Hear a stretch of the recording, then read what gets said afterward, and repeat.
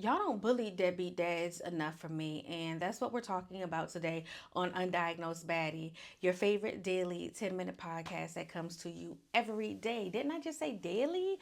Hosted by yours truly, BellaThaGawd. So let's talk about deadbeats. And I want to talk about a deadbeat that a lot of people don't necessarily talk about. I want to talk about the picking and choosing deadbeat first. So, what is a picking and choosing deadbeat? They pick and choose with kids that they want to take care of. They pick and choose which kids they want to take care of as if they're all not theirs, as if one is better than the other. And to me, that's because I feel like they like the moms better. We don't bully deadbeat dads enough. And I feel as if we did. I feel like if men had to say and show how many kids they had and what kids they were taking care of and be denied particular jobs, be denied entry to certain places. And I'm not talking about, I'm not talking about the child support part of it. I'm talking, when they take away their, I don't want anybody in the comments saying, oh, they do take away their passport. Think bigger, think bigger. Deadbeat men love going and hanging out. Deadbeat men love, flying, period, traveling, period, trains, planes, automobiles. If deadbeat fathers were not allowed to do certain social things, it would absolutely change.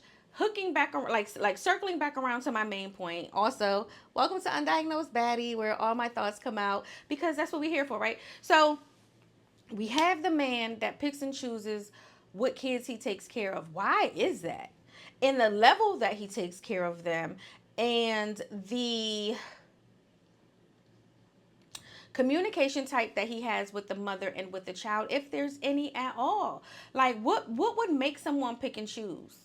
What would make someone pick and choose? It has come to my attention that there's this saying that goes, it's easier to raise boys than it is to raise girls.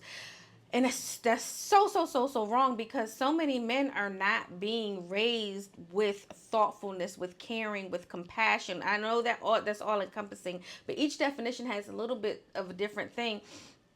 We're not raising men to be, logical thinkers, and we always say, oh, women act with emotion, and but men, the emotion that they act with is violence against women and children because they lack something. Going back to the main topic, when they don't want to take care of those kids, especially in the Caucasian white community, what do? They murder them. They off the entire family. And it's like, why would you do that? They don't want to be, they don't even get to the point to be a deadbeat because they kill the family. The violence against women and children is crazy in America. I'm only talking about America because this is where I live. This is the news that I'm being fed. Do we see stories come out from around the world? We do, but we're talking about America. This is where I am right now. So this is what we're talking about. When we have these men, and it sucks. I didn't realize this until I was in my uncle died when I was in my 30s. How old was I when Mike died? I don't know. I don't know how old I was when Mike died.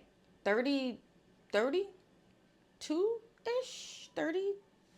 I was early 30s, late 20s, early 30s.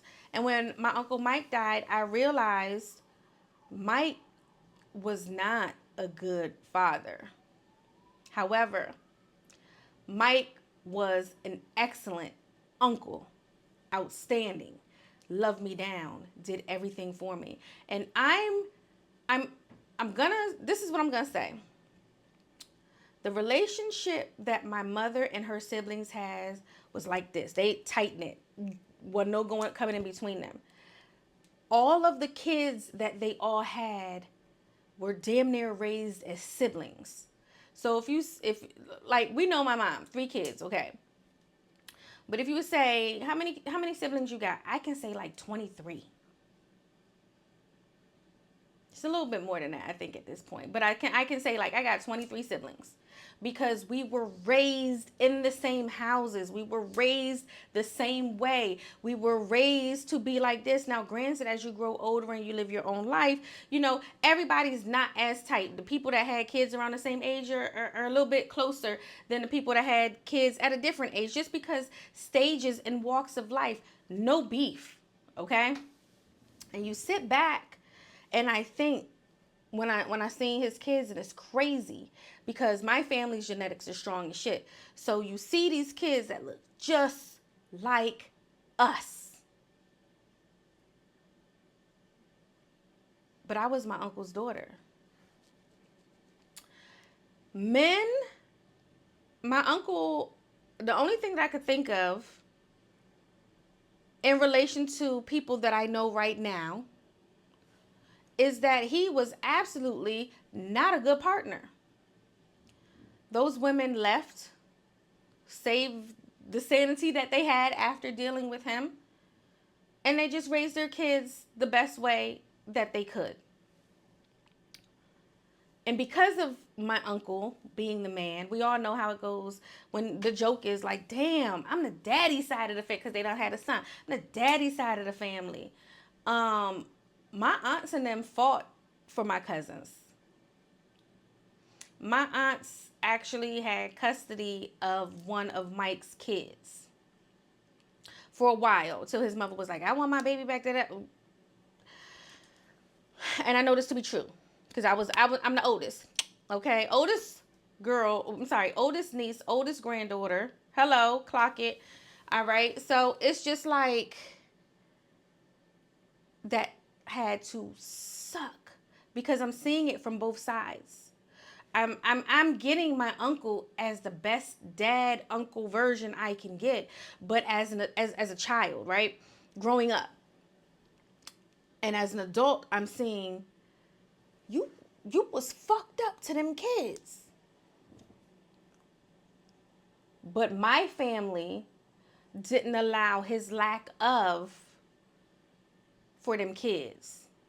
You following me? Because a lot of families don't do the things that they need to do to be like, let's even take it a step further. Shout out to Vivian. I love Vivian. That's my Aunt Vivian. I always give y'all a piece of me when I talk about these stories, and because I want y'all to know that I don't just be sitting up here talking. I've lived a life. Vivian is my biological father's sister. She stopped fucking with him, period, because he wasn't taking care of me. She didn't talk to her brother for years. Because he didn't take care of me. My aunt loved me down, and it's a little emotional. You'll never be able to tell me my aunt didn't stand 10 toes down for me. And the difference between her and a lot of y'all bitches out here is that y'all are siding with the men in your family and thinking that they can't be the same lying, manipulative motherfuckers that are out here that you're dating because that's a man in your family. You're thinking they can't be a toxic partner. They can't be an abusive partner. That they can't be anything negative because those are the ones in your family. And no, you may not have raised them that way, but that's just the way they are because of the content they consume or the money that they don't make. I realize that a lot of times when men don't make money, they are horrible fucking people. They're horrible.